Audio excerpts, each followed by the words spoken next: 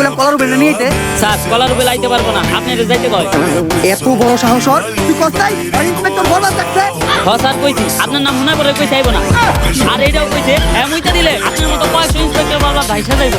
এই কথাও যে মুখ দিয়ে কইছে আর ওই মুখেই আমি মুইটা দিব। কলার উপরে কলা খাই দাও, হাতে ধরাই দিব। তুই খালি এনে খারাপ কলার উপরে ইন্সপেক্টর বলবাদের লগে বেদবি করো, কলার কলা কোনোটাই থাকবে না। আসসালামু আলাইকুম ভাই। কি জানি কইছিলি তুই? আমি তো কইতেছিলাম ভাই কলার আনি কত? তার নামে করো, কি কইছ শুনছি তো আমি। কার মুখে মুখে দিবি তুই?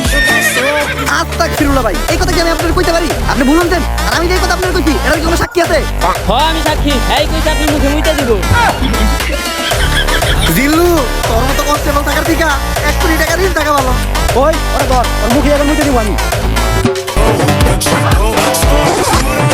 Sail out.